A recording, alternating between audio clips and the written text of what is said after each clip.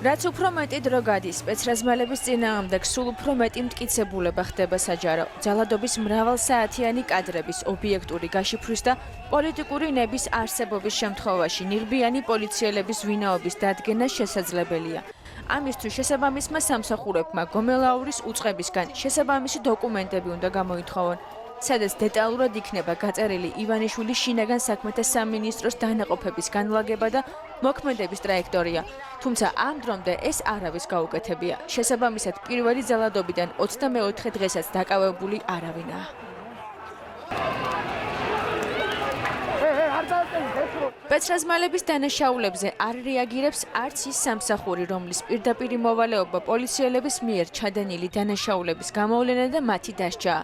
სპეციალურმა საგამოძიებო სამსახურმა არათუ დასაჯავინმე ჯერ ერთი სამართალდამცველის იდენტიფიცირებაც კი არ მოუხდენია. გამოძიების დუმილი და პოლიციის უმოქმედობა იურისტებს უჩენს ეჭვობს, რომ მოძალადე პოლიციელები ხელმძღვანელების მითითებით მოქმედებენ.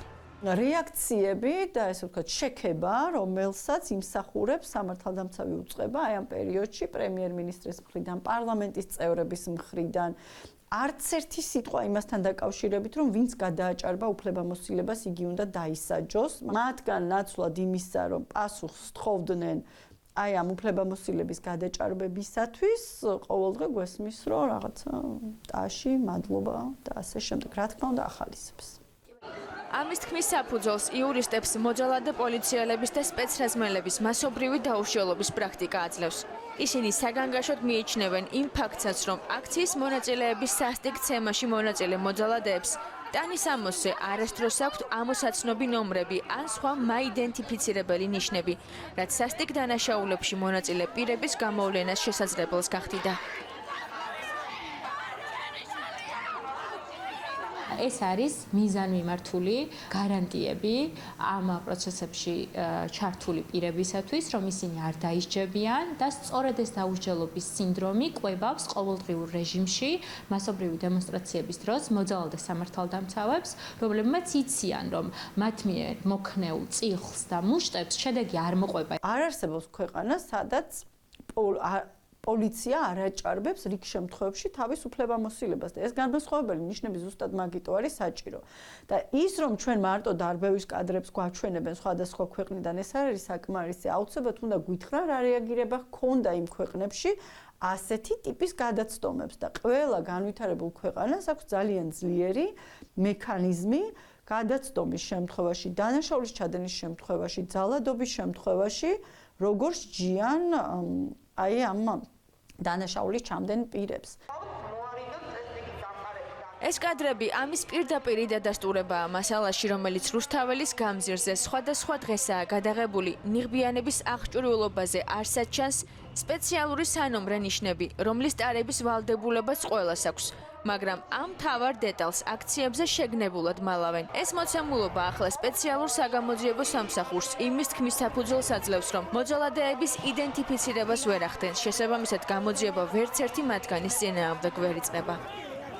პოლიტიკური ნების არსებობის შემთხვევაში ყოველ შემთხვევაში რაღაცა მცდელობა იქნებოდა გაწეული, ხო, ქვედანაყოფი იციან, თქვათ იციან რაღაცა ზემდგომა ვინ არის, ვინც ამ ქმედებებს ჩადის. შესაბამისად, ხო, ვიდეოების გამოყენებით რაღაც, ასე ვთქვათ, მეთოდებით შეიძლება რომ გამოძიება ეცადოს კონკრეტულ სამართალდამცველზე პასუხისმგებელი პირების იდენტიფიცირება. თუმცა ხედავთ, რომ პოლიტიკური ნება არ არსებობს. ხო, ეს ნება რო არ არსებობს, იმითაც ჩანს, რომ ამ ნიშნებს არ ამაგრებენ. ხო, მათ შეუძლიათ დღესვე, ხო, არაფერი რაღაც განსაკუთრებული ძალისხმევა არ უნდათ, მათ შეუძლიათ რომ დაამაგრონ და ამოცნობადები გახადონ, თუმცა აშკარაა, რომ ეს არის მათი ნება, რომ ესენი უბრალოდ არ დაისაჯენ. სპეციალური საგამოძიებო სამსახური ყველაფერს ვერ გადააბრალებს აი ამ იდენტიფიცირების პრობლემას.